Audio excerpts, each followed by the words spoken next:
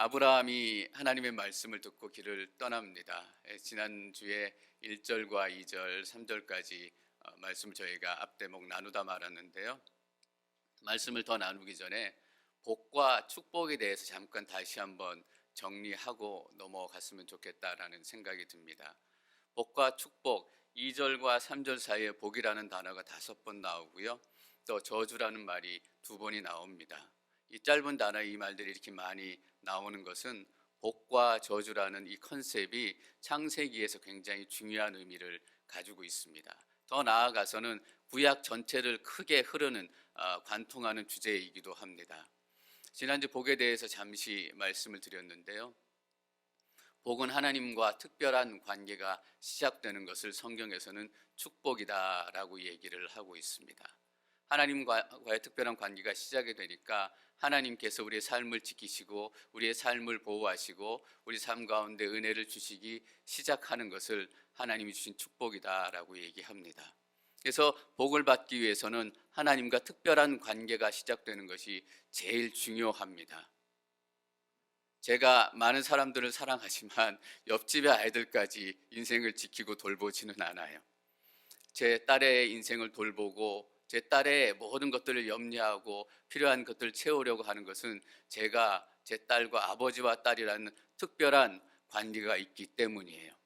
여러분, 특별한 관계에서 시작이 돼서 하나님께서 우리의 삶을 지키시고 보호하신다라는 의미를 잘 한번 생각해 주셨으면 좋겠습니다. 왜냐하면 우리가 복이라는 의미를 조금 더 잘 알게 되면 더 지혜롭게 하나님께서 원하시는 기도를 할 수 있겠다라는 생각이 들기 때문이에요. 하나님께서 보호하고 지키신다라는 의미는 이것입니다. 엄마가 아기를 낳으면 엄마와 아기란 특별한 관계가 시작이 되잖아요. 그래서 아기를 지키고 보호하기 위해서 엄마가 아기에게 우유를 줘요. 우유가 아이에게 너무나 필요하고 자라는데 꼭 필요한 영양분을 가지고 있기 때문에 우유를 주지만 그렇다고 해서 24시간 내내 아이에게 우유를 먹이지는 않아요. 하루에 5번 면밀히 이렇게 정해놓은 시간에 우유를 먹이고 그 외의 시간에는 아이가 땡깡을 부리고 울어도 우유를 잘 안 줘요. 그리고 아이가 특별히 장염이나 배에 탈이 났을 때는 아이가 보채고 울고 우유 달라고 큰 소리로 땡땡거려도 엄마는 우유를 안 주고 그 시간을 그냥 참고 견뎌내요. 하나님께서 우리의 삶을 보호하시고 지키신다라는 의미가 바로 그런 것이에요. 필요할 때 필요한 것을 주시는 것이 하나님의 축복을 받는 삶이다라는 거예요. 그래서 우리가 하나님께 복 주십시오라고 기도할 때 이렇게 기도해야 되겠다라고 저도 다시 한번 정리를 하게 됐는데, 무조건 많이 주십시오, 무조건 잘 되게 해 주십시오, 무조건 축복을 주십시오 이렇게 하는 것이 하나님께서 원하시는 축복의 기도가 아니라, 하나님께서 우리의 삶을 지키시고 인도하시니까 필요한 때 필요한 것을 주십시오 라고 기도하는 것이 축복의 기도이구나라는 것을 생각하게 됩니다.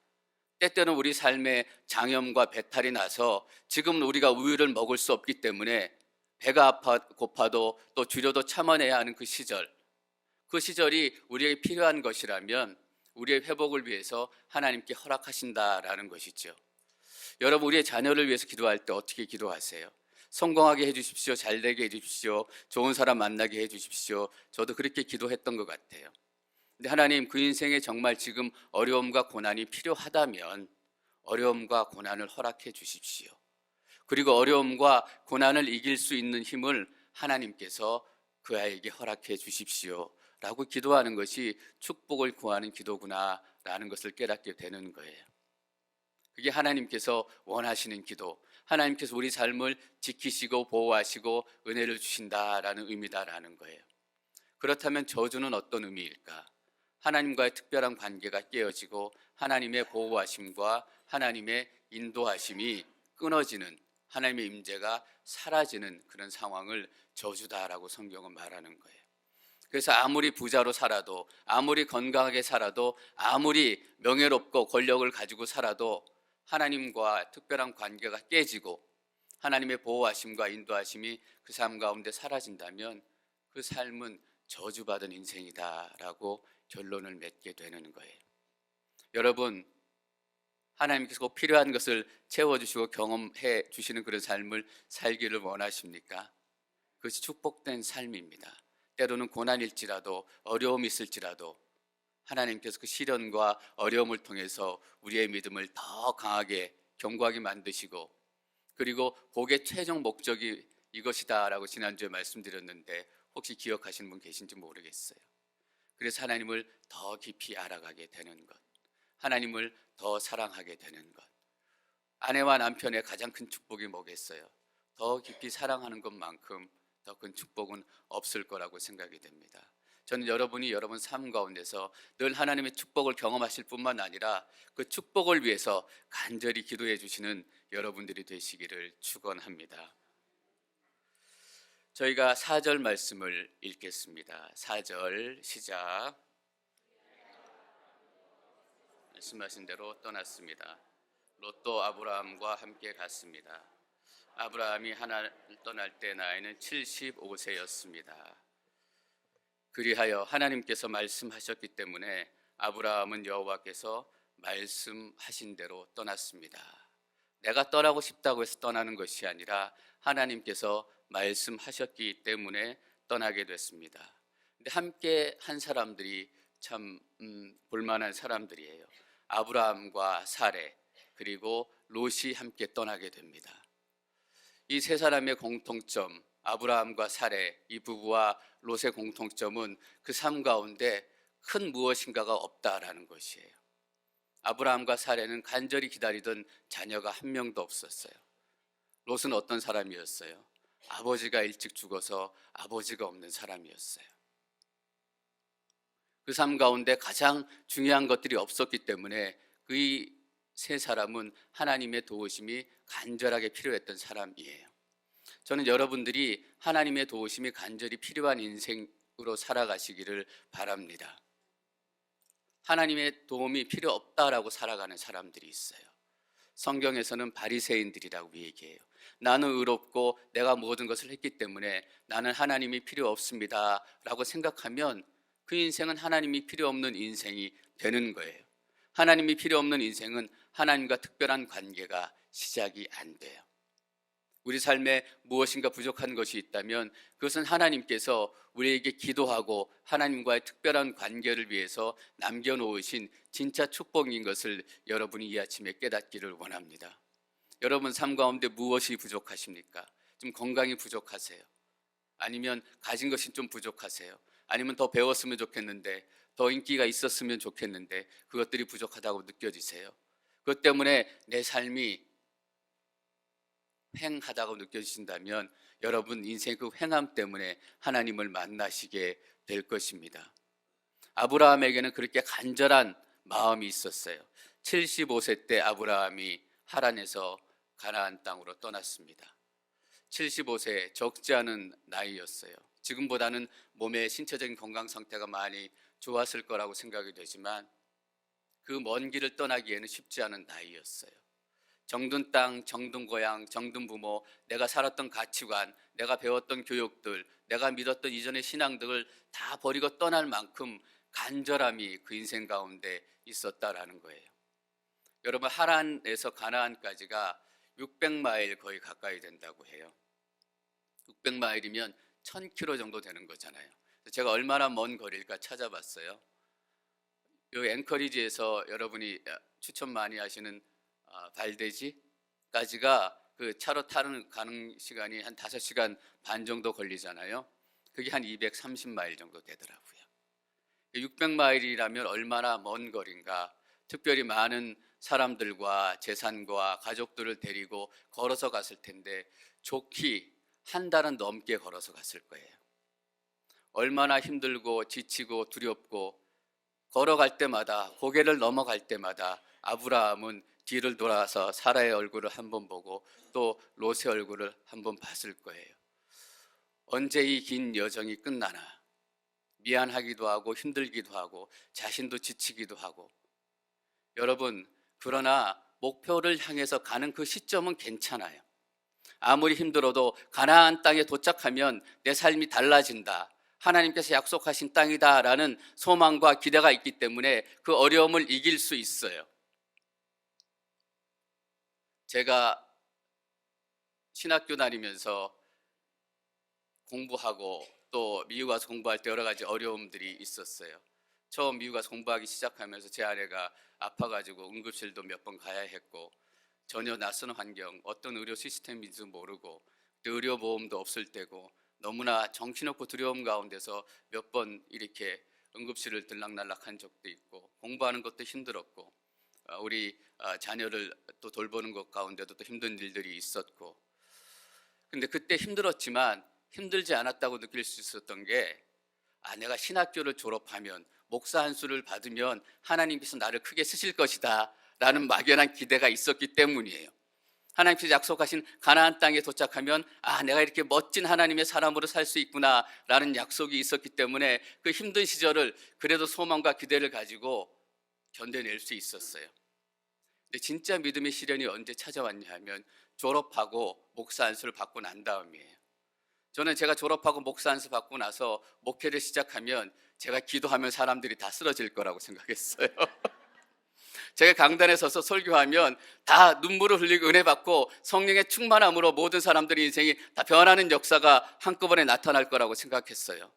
근데 아니에요. 기도해도 앞에 기도받는 분이 눈만 껌뻑껌뻑거리고 계시고 설교해도 이게 무슨 얘기인지 앞에서 고개를 갸우뚱거리고 있고 졸기도 하고, 그러니까 거기에서부터 진짜 믿음의 시련이 시작이 되더라고요. 그 믿음의 진짜 시련이 아브라함에게 시작이 된 거예요. 5절 말씀을 저희가 함께 읽겠습니다. 5절 시작.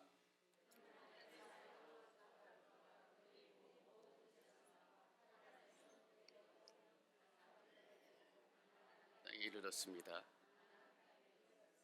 6절 말씀 계속 읽겠습니다. 6절 시작.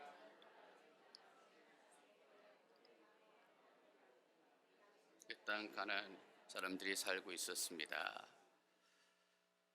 하나님께서 보여줄 땅으로, 인도하시는 땅으로 찾아갔어요.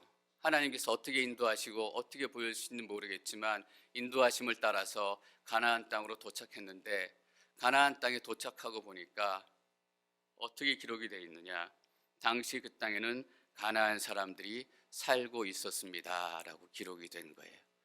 여러분, 이렇게 한번 상상 한번 해보시겠어요? 이게 어떤 의미인지. 어떤 사람이 저한테 와가지고 제가 좋은 집에 살고 있는데 저한테 이렇게 얘기해요. 그 집에서 나와라.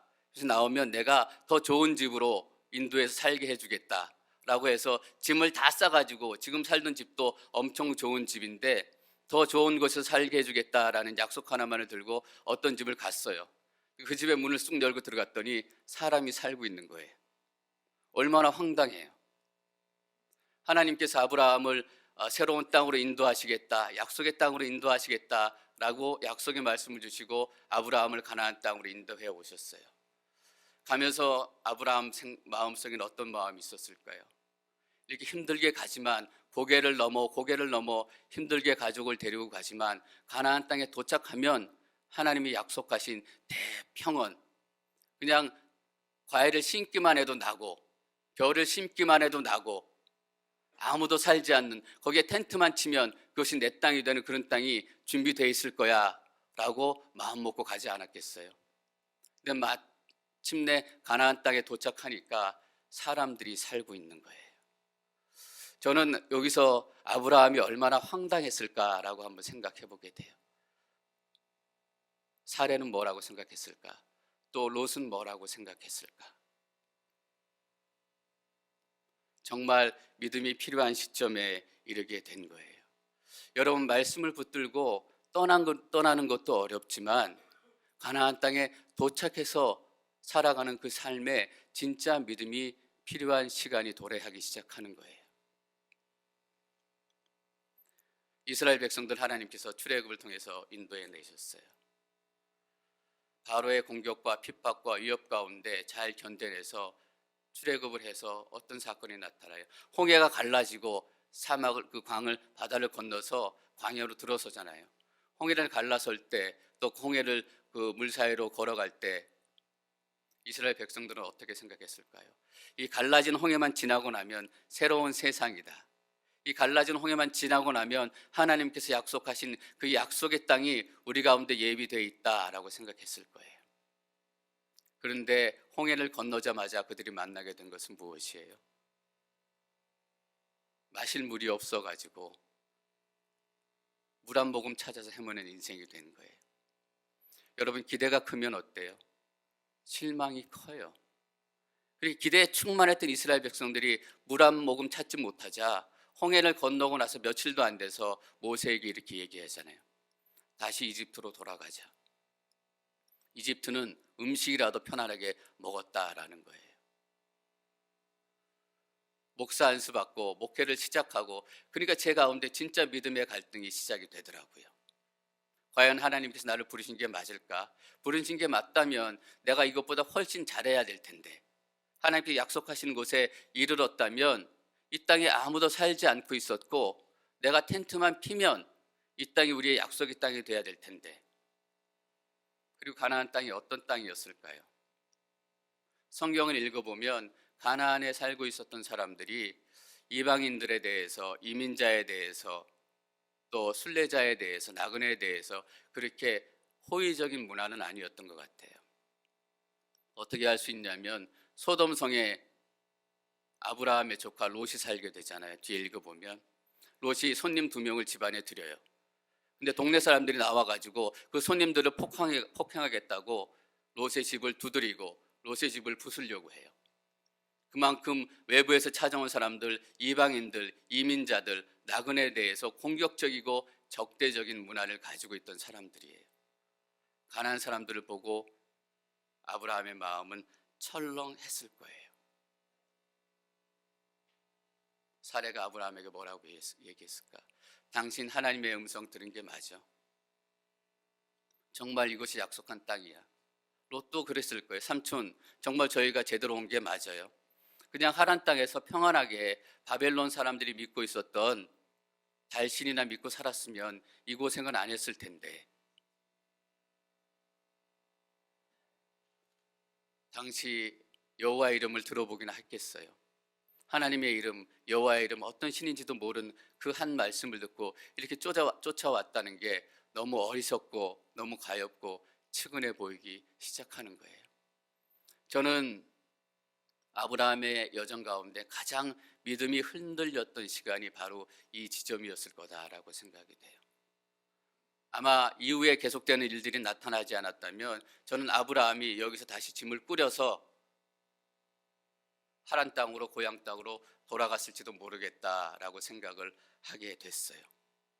믿음이 가장 흔들렸을 때, 믿음이 가장 필요했을 때 하나님께서 우리에게 나타나기 시작하시는 거예요.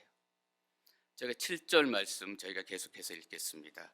7절 시작.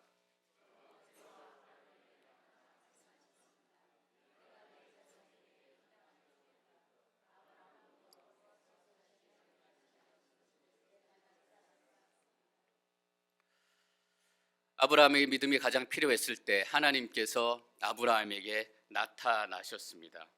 7절에 여호와께서 아브라함에게 나타나 말씀하셨습니다. 성경에서 하나님께서 나타나셨다라는 표현이 처음으로 여기에 등장해요. 물론 아담과 이브에게 에덴 동산에서 나타나셨겠지만 아마 그 이후에 직접 하나님께서 나타나신 건 처음인 것 같아요. 어떤 걸 알 수 있어요? 하나님이 직접 나타나실 정도로 아브라함이 그렇게 절박한 상황이었다라는 거예요. 아브라함에게 하나님께서 나타나셔서 직접 말씀하시지 않으면 아브라함은 되돌아갈 수도 있는 그런 영적인 위기에 처해 있었다라는 거예요. 사람들이 웅성해지기 시작하고 돌아가자. 여보, 정말 여기가 우리의 약속의 땅이 맞아? 여호와 하나님이란 게 살아있긴 해? 믿음의 도전들이 계속되고 사람들이 웅성거리기 시작하고 아브라함의 엉덩이도 들썩거리기 시작했을 때 하나님께서 아브라함에게 나타나신 거예요.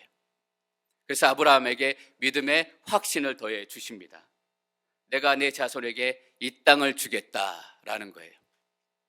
하나님께 처음 아브라함을 부르실 때 내가 지시할 땅으로, 보여줄 땅으로 가라라고 얘기하셨어요. 보여줄 땅이 이제는 바로 이 땅이 된 거예요. 아브라함에게 더 구체적인 믿음의 증거, 구체적인 믿음의 확신이 필요해지기 시작하니까 하나님께서는 아브라함을 그냥 두시지 않고 바로 이 땅이다, 내가 서 있는 땅이 내가 너에게 줄 땅이다 라고 약속하시는 거예요. 여러분, 아브라함이 어떻게 믿음의 여정을 계속할 수 있었을까요?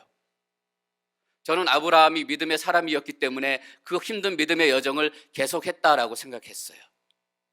근데 이 말씀을 묵상하면서 아니다. 아브라함이 그 어려운 믿음의 여정을 계속할 수 있었던 것은 하나님께서 아브라함에게 나타나셨기 때문이다라는 거예요. 그렇지 않았다면 아브라함은 돌아갔을 거예요. 이 땅이 내가 너에게 보여준 땅, 내가 너에게 줄 땅이다라고 정확히 말씀해 주시지 않았다면 아브라함의 믿음은 산산조각이 흩어지고 말았을 거예요. 하나님의 이 말씀을 듣고 아브라함이 어떻게 했겠어요? 사라에게, 롯에게, 가족들에게 이렇게 얘기했겠죠. 이 땅 맞아. 나만 믿어. 여러분, 하나님을 만난 사람은 믿음의 확신이 생기기 시작해요.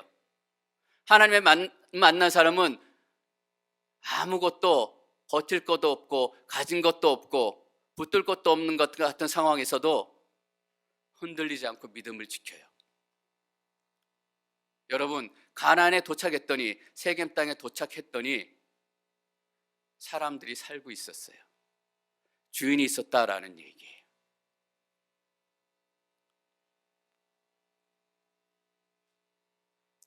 그래서 여러분, 아브라함의 스토리 우리가 앞으로 계속 공부하게 될 텐데, 아브라함의 스토리를 읽고 묵상하시면서 아브라함이 뭐 잘했나, 아브라함의 믿음이 뭐가 대단한가, 아브라함의 삶이 얼마나 대단한가, 그것을 먼저 보시기 시작하면 여러분들은 틀림없이 아브라함에게 실망하시게 될 거예요.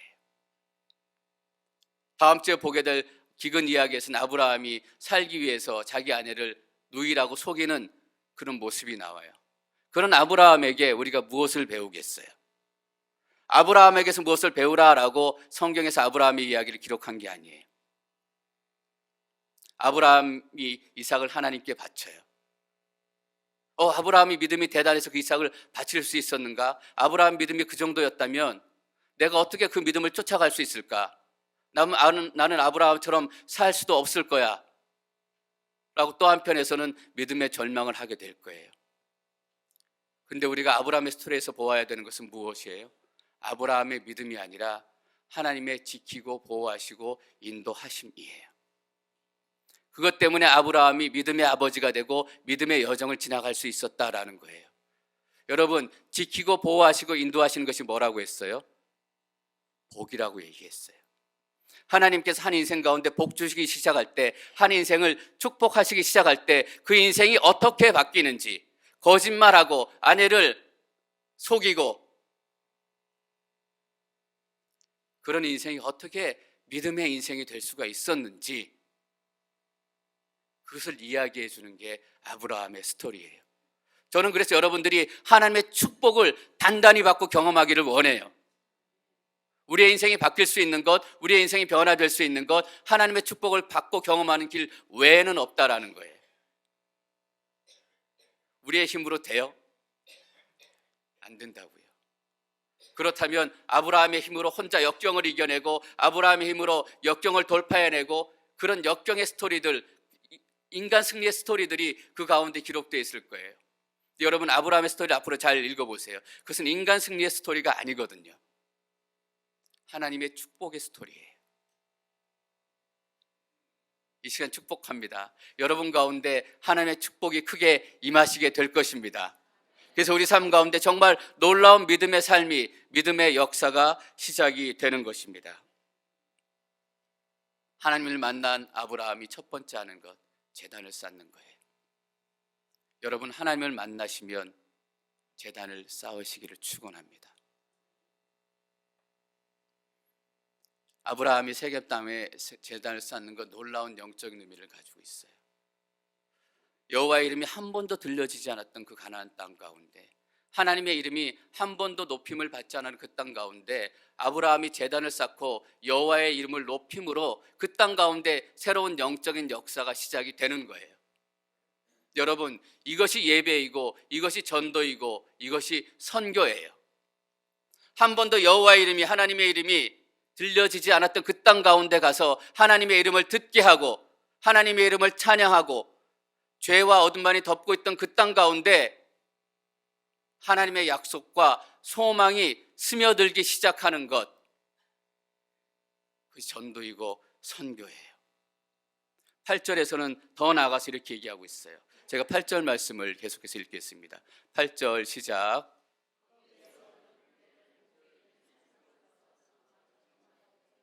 그 서쪽에는 베델이 있고 그 동쪽에는 아이가 있었습니다.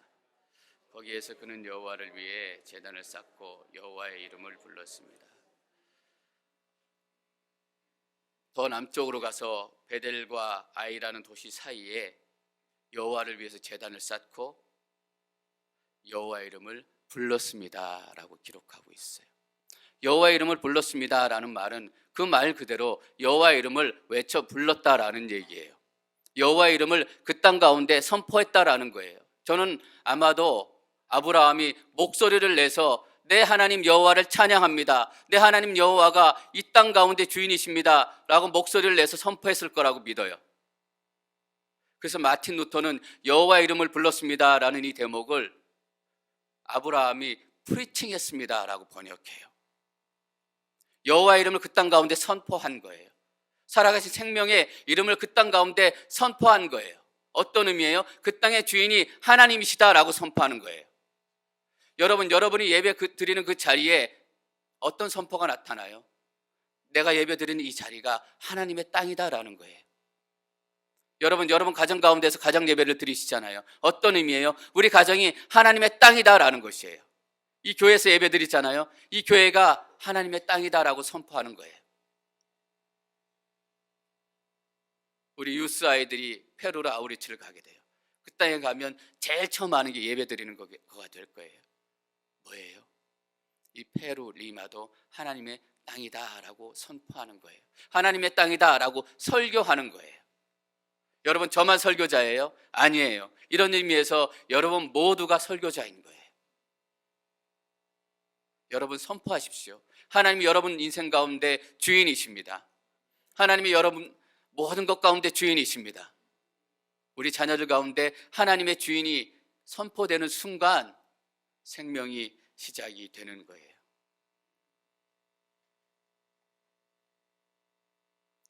제 9절 말씀 계속해서 읽겠습니다. 9절 시작. 계속해. 아브라함은 계속 이독해서 우리가 믿음의 여정을 잘 이해할 필요가 있어요. 계속해야 된다라는 거예요. 우리가 믿음의 여정을 생각할 때 이 계속이라는 중요한 단어, 중요한 컨셉을 놓치기 때문에 하나님 왜 여기서 끝나지 않아요? 저는 홍해가 갈라지면 모든 것이 끝난다라고 생각했는데 홍해가 갈라지고 났는데도 계속 가야 해요. 세겜 땅에 도착했는데도 계속 가야 하고 베델과 아이 사이에 여호와 이름을 선포했는데도 계속 남쪽으로 가야 해요. 어디까지 가야 했는가? 네게부 땅까지 가야 됐어요. 여러분 아브라함이 왜 네게부 땅까지 가야 됐을까? 그냥 가는 길이니까, 길이 있으니까? 그렇지 않아요. 네게부 땅은 비가 잘 오지 않는 광야 지역이에요. 메마른 지역이에요. 먹을 것도 없고 마실 물도 별로 없는 지역이에요. 그러니까 어때요? 사람들도 별로 없어요. 아브라함이 왜 가족을 이끌고 이 광야, 사막 지역, 사람이 살지 않는 지역으로 내려와야만 했을까? 왜요? 세겜 땅에는 가난한 사람들이 살고 있었기 때문이에요. 하나님의 약속의 말씀을 받고 용기 있게 하나님의 이름을 선포했지만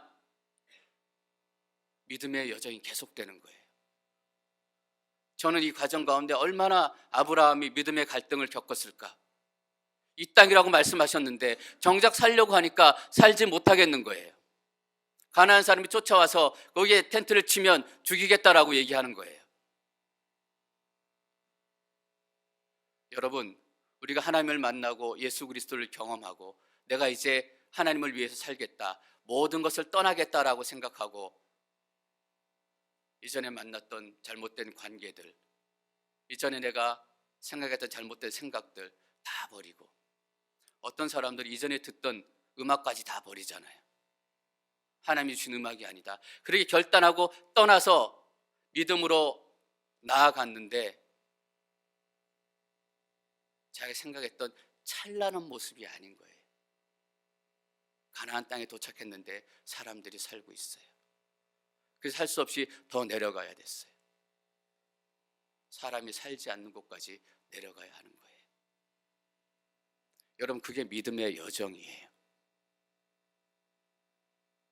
여러분, 그 놀라운 게, 더 놀라운 사실이 뭐냐면, 저희가 다음 주에 나누게 되겠지만, 아브라함이 그래도 이 작은 믿음 하나 붙들고 가족들이 징징대고 돌아갑시다 얘기할 때도 하나님께서 나타나셔서 다시 한번 확신을 주셨기 때문에 네게부까지 내려가고 사람이 없는 곳까지 내려갔을 때 간절히 다시 하나님께 기도하고 하나님의 나타나심을 기대했을 거예요. 하나님께서 안 나타나세요. 우리가 믿고 산다는 게 그래서 힘든 거잖아요. 네게부 땅에서 기다리고 있는 것은 무엇이었어요? 기근과 흉년이에요. 어려움을 견디고 유혹까지 왔는데, 아무도 살지 않는 광야까지 왔는데, 그것을 한 번 더 하나님 나타나 주시면 좋겠다. 얼마나 아브라함이 기도하고 원했겠어요. 근데 그때 하나님께서 안 나타나시는 거예요. 기다리고 있는 것은 기근과 흉년뿐이에요. 우리가 아브라함만 바라본다면 기근과 흉년이 네게부 땅에서 기다리고 있다라는 소식을 듣고 우린 다음 진행되는 말씀을 읽을 필요가 없어요. 왜냐하면 결론이 뻔하기 때문에. 네게부 땅에서 기근과 흉년을 만나서 아브라함이 도망을 갔거나 가족이 다시 깨졌거나 그런 이야기를 우리가 읽을 필요가 없어요. 그런데 기근을 만나게 될 그 사건, 흉년을 지나게 될 아브라함이 그 고통스러운 인생이 다음 주에 우리가 또 기대되는 건 뭐예요? 하나님께서 아브라함을 지키시고 보호하시고 인도하신다라는 사실 때문이에요. 그래서 다음 이야기를 우리가 읽을 소망이 있는 거잖아요. 기근을 만나고 흉년을 만났을 때 하나님께서 아브라함에게 어떻게 은혜를 주시고 어떻게 그 삶을 지키시고 절망과 장애물 앞에 쓰러져야 하는 것이 마땅한데 그 인생 가운데 하나님께서 어떻게 축복을 주셨길래 아브라함이 그 절망 가운데서도 다시 살아나게 되었는가? 여러분, 우리 쳐다보고 살면 한 주가 아무 소망이 없어요. 제가 지난주에 아파서 누워있다 보고 누워있으면 저를 쳐다보니까 정말 아무 소망이 없는 거예요. 아브라함이 그 마음이었을 것 같아요. 네게부에 하루 이틀 있었겠어요? 몇 달은 있었을 거라고 생각이 돼요. 어느 날은 바위 밑에 가서 홀랑 벌렁 누웠을 거예요. 몰라. 여러분, 우리 자신 바라보고 살면 아무 소망이 없어요. 근데 제 눈에 나를 지키시고 보호하시고 인도하시는 하나님이 보이기 시작한 거예요. 여러분, 지금 네게부에 계시잖아요. 물도 마실 것도 만날 사람들도 없는데 기근과 흉년까지 겹치는, 그러나 여러분의 인생뿐이라면 포기하시는 게 맞아요. 그런데 하나님께서 여러분을 축복하시기를 원하신다라는 거예요. 이게 창세기에서 얘기하고 싶은 복이에요. 하나님, 필요하다면 네게부에서 기근과 흉년도 경험하기를 원합니다. 필요하다면 우리 자녀들이 실패를 경험하기를 원합니다.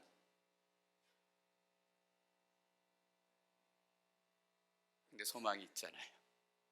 하나님께서 그 인생을 축복하고 계시기 때문이에요. 저는 다음 주에 나눌 말씀이 더 기대가 돼요. 더 큰 시련과 어려움이 닥쳐오지만 하나님께서 아브라함을 어떻게 변화시킬까, 그 삶 가운데 어떻게 역사하실까라는 기대를 보기 시작하기 때문이에요. 저는 이번 한 주를 지나면서 여러분들이 그 하나님을 만나시면 좋겠어요. 네게부 같은 광야의 인생 가운데 기근과 흉년이 내 앞에 벌써 와 있는데 이 흉년 가운데서도 나를 축복하시는 하나님 아버지, 낮의 해와 밤의 달도 여러분을 해치 못할 것입니다. 하나님과 특별한 관계를 누리시는 한 주가 되시기를 축원합니다.